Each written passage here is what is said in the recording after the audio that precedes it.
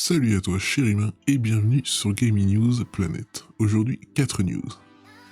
Nous avons 13 nouveaux jeux EA compatibles FPS Boost sur Xbox Series, une exclue AAA officialisée par des anciens de Destiny pour la PS5, un Battlefield 6 épique et exclusif à la PS5 et Xbox Series, et enfin la PlayStation 5 aura plus d'exclus que les autres consoles PlayStation selon Jim Ryan.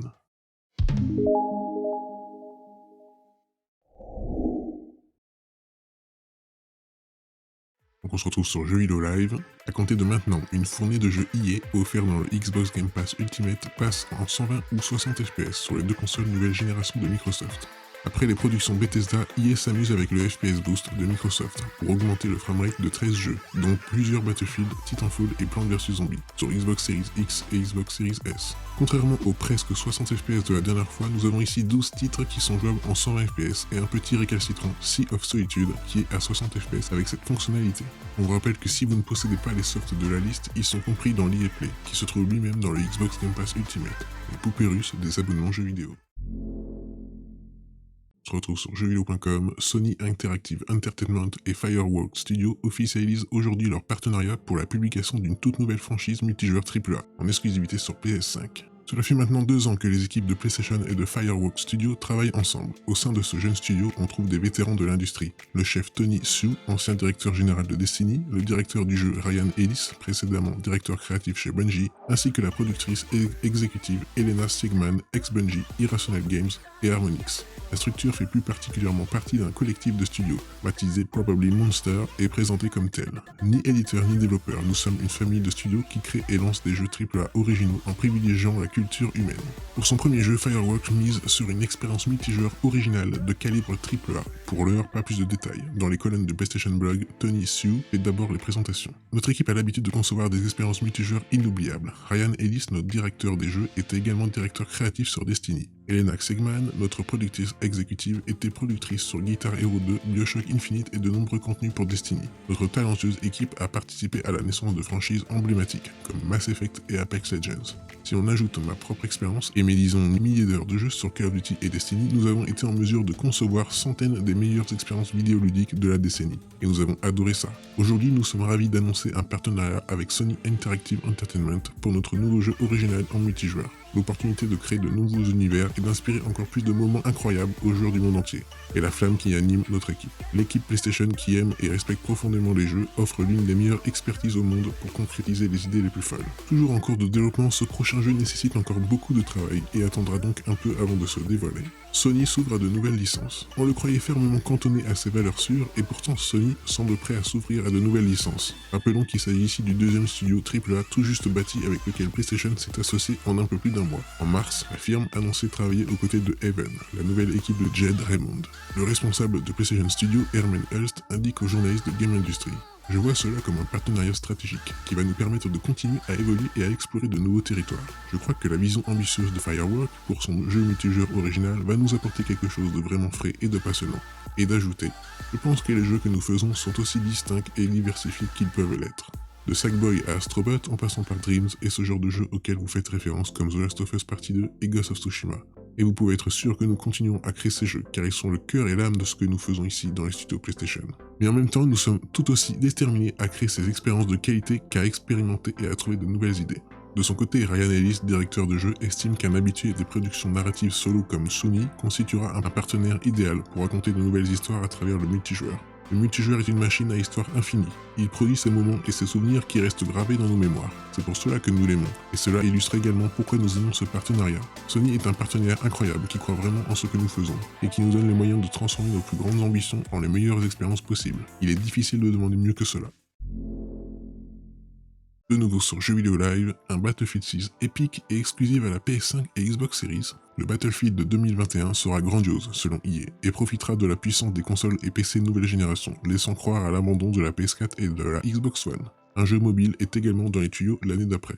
On savait déjà que Battlefield 6 ou Battlefield tout court selon une rumeur serait épique comme chaque épisode quoi, mais là ce sera du jamais vu d'après EA. Il faut espérer que ce soit le cas de A à Z avec de telles déclarations. Aujourd'hui, Electronic Arts s'est fendu d'un communiqué pour promouvoir BF 2021 et nous informer que ce volet était développé par la plus grande équipe de développement jamais vue pour un Battlefield sur console et PC, avec 3 studios sur le coup, DICE Suède, DICE LA et Criterion. L'éditeur poursuit et promet un degré de finition jamais vu, une dimension épique et une guerre militaire totale. Pour l'instant, nous en sommes à la phase de test quotidien pour peaufiner, équilibrer et donner naissance au meilleur Battlefield qui soit. Croyez-moi, cet épisode s'annonce grandiose. On y retrouve tous les ingrédients qui font le succès de Battlefield, avec un degré de finition jamais vu, une dimension épique, une guerre militaire totale, des instants complètement fous et inattendus, une destruction qui affecte la partie, des batailles titanesques avec encore plus de joueurs et de chaos, le tout grâce à la puissance des consoles et PC de nouvelle génération. On remarque aussi le tout grâce à la puissance des consoles et PC de nouvelle génération, une phrase qui nous met le palpitant, puisque sur le papier nous pourrions avoir un opus full new gen, PS5, Xbox Series et PC, et non une cuvée cross-gen retenue par la PS4 et la Xbox One. Reste à avoir la confirmation. En attendant, Battlefield 6 devrait muscler sa destruction avec des catastrophes naturelles et on connaît peut-être la map qui sera présentée lors du premier trailer. Dans un deuxième temps, DICE et Industrial Toys vont s'associer pour un jeu mobile Battlefield sur smartphone et tablette en 2022. C'est sûr, c'est autre chose, mais là encore, Oscar Gabrielson, directeur général chez DICE, est plus que confiant. Ne vous y trompez pas, il s'agit d'un jeu à part entière, conçu spécifiquement pour la plateforme mobile, c'est un épisode distinct de celui que nous préparons sur console et PC. Entièrement développé par Eitos, cette expérience Battlefield unique et exigeante vous permettra de profiter de la licence à tout moment. Ce jeu mobile entre dans une période de test avant sa mise en ligne l'année prochaine, alors attendez-vous à plus de détails à venir. Rendez-vous probablement au mois de mai ou juin, enfin avant la fin du printemps quoi, pour le reveal de ce Battlefield 6.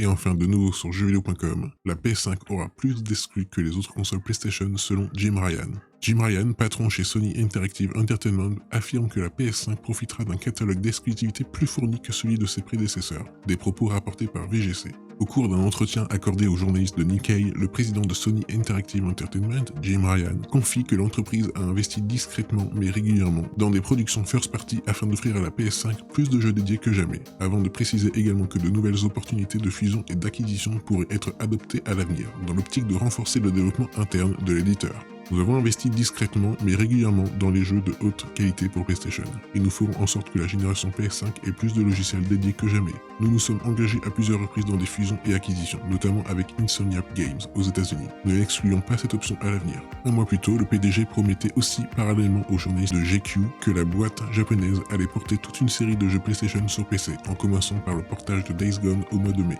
Parmi les exclusivités majeures déjà connues, notons la sortie prochaine de Returnal le 30 avril, dont nous avons publié la preview. En juin, Ratchet & Clank Rift Apart d'Insomniac s'installera à son tour sur nos PS5. Et toujours prévu pour 2021, Horizon Forbidden West, PS4, PS5 et God of War Ragnarok attendent encore de préciser leur arrivée. Gran Turismo 7, reporté en raison de la pandémie, présentera quant à lui l'année suivante. Les priorités de Sony. Rappelons qu'il y a quelques jours, Jason Schreier, journaliste réputé de Bloomberg, rapportait que Sony semblait concentrer ses efforts sur la production de jeux AAA, qu'un remake de The Last of Us était possiblement en cours de développement aux côtés d'un nouvel Uncharted, et que Days Gone 2 ne verrait probablement jamais le jour, le succès n'étant pas garanti.